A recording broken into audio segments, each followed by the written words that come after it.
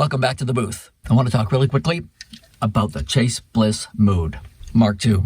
Very excited about this pedal. As you probably know, it's a really ultimate cool thing if you're into ambient. There are a lot of videos on YouTube and such that go through in detail all the different settings, parameters, what all the different sections do, how they interact. So I'm not going to do any of that. Just got this thing, going to plug it in, not looking up the manual, just going to play with it and pull some sounds out of it and see where I end up.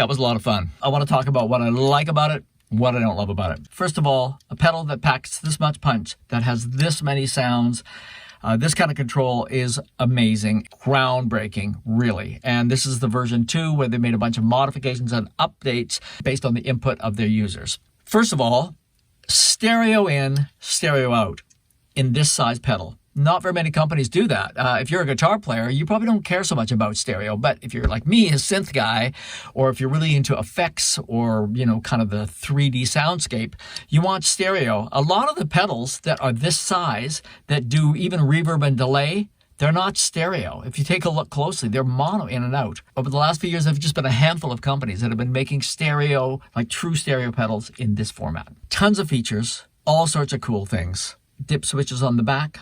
For the most part, I'm just blown away. I think it's really awesome. It'll take you to a lot of different places.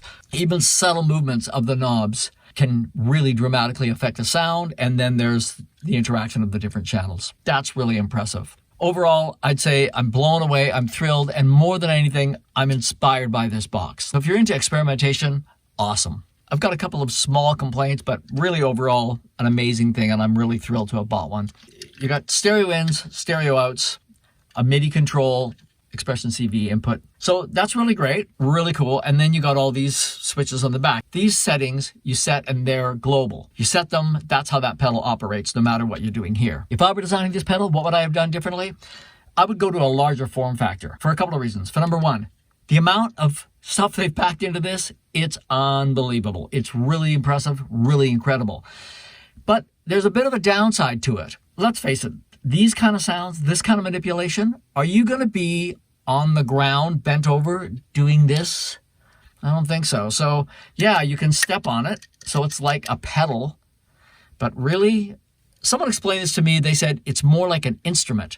You feed something in, you got a micro loop going, you play with that loop, you modify it, you revise it, you refine it, you fuck it up. That's what it does really well. So you're going to want to be hands-on a lot with this thing. You don't want to be bent over on the ground. Like for me, it's like make a bigger desktop unit that has a few more controls. If you had a larger footprint and had more controls on it, instead of having these things operate multiple functions by pushing a button or flicking a toggle, you'd actually have a better palette, more like a synthesizer or a large format sound processor, where you can tweak more things simultaneously, and more importantly, you can see and affect different parameters without having to do a little bit of this hold this and go over here. And if you had a larger form factor, you'd also have room for 5-pin MIDI DIN in and outs. The other complaint, which is it's not really a big deal, but 2 presets. Okay, so microcosm hologram, which I really loved, stereo pedal that does some of the same types of manipulation. I think it had 16 presets, and they were all color-coded, so it was really easy to see which one was which. This has got 2 presets. To me, that's a bit of a limitation. Like I say, still an awesome pedal, but with this amount of sound shaping capability, I don't want just 2 presets, because this is a lot of tweaking to get your specific groove, right? To get your sound, you get those things, you flick these switches and all that kind of stuff. I don't want to try to recreate that again. That's going to be really complicated. So that's one of my only bitches. The other thing I noticed, they got this MISO switch, M-I-S-O, mono in, stereo out. Well, everything I do is stereo. All the sounds that I've designed, whether they're samples or synth sounds, are very active in the stereo field. And what I found is you put stereo in, and you get stereo out, and I can hear the true stereo field of my patches, and then the way it affects them. That's all great. But when it says mono in, stereo out, what I found with that, and I could be wrong because I've only been playing with this thing for 1 hour, so Chase Bliss or anybody else, please correct me if I'm making a mistake here. It says mono in, stereo out, but when you flick that switch, all of a sudden, the echo, for instance, starts ping-ponging back and forth. Now, I didn't change my inputs. I kept them stereo in. Now, I listened, still got the full stereo sound coming in, full stereo sound going out unaffected. But then when I kicked the pedal in and started playing with the delay, all of a sudden I have this really active, like ping-pongy, bouncing back and forth stuff just by hitting that mono in, stereo out switch. So it's actually not accurate because you've still got stereo in. You're just taking that signal and modifying the return of it, the echo, the delay in the stereo field. If you don't have that switch selected, MISO, you don't get that really rich ping pong thing out of the echo. So I don't know what that's about. So maybe I'm wrong, but that was a bit confusing. Otherwise, this is an awesome pedal. It's amazing. It will open doors for you to take you in new places if what you want to do is sound sculpting. Take a sound, take a little loop, a micro loop, modify it, twist it, use it as a texture, expand it, play with it, feed it into the other channel. For that, this does this better than anything I know of. I'd say buy one. They're so good. They're so much fun. Who's this for? Somebody who really wants to experiment with sound sculpture, sound design, the minutia of sound and modifying it, texture, time things, warping things. I mean, there's people using with trumpets and voice and stuff and synthesizer. So I think keep it on the desktop, keep it close at hand, and all the videos that I had seen of people using it gave me that nudge of like, yeah, you should buy another piece of gear, which I try not to do in order to not collect and accumulate gear, because I try not to do that anymore. I sold my Soma Labs Cosmos, which was awesome, but this is more aligned with my workflow and the places that I want to go sonically.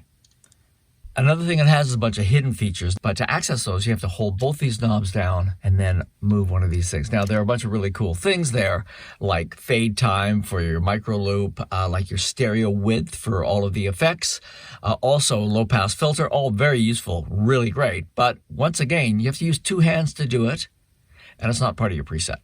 I mean, the reality is the fact that they've packed this much into a pedal this small, it's just mind-blowing. It's really great, and I really love it. I think it's going to be at the center of my sound design rig. One other little snag. When you switch from reverb to delay, that reverb cuts out. I'm sure it's hard to have all this sound processing happening simultaneously, but it can really kill your flow. Not many of these guitar pedals have any indicator of your input levels, but if you're using synthesizers and other sources with different output properties or impedance, it can be really helpful. Well made, well designed. And as far as buying it, like, what is the deal? I see these things for sale on Reverb for like $790 in Canadian funds from like some guy from Japan. It's like, what is that about? Go to the website to Chase Bliss and just buy it directly from them. I think it's even free shipping. Somehow these things have become like this instant cult pedal, but they're still available brand new from the manufacturer. So just go there. Just be warned, this is a cult. This is an addiction. It is a gateway device.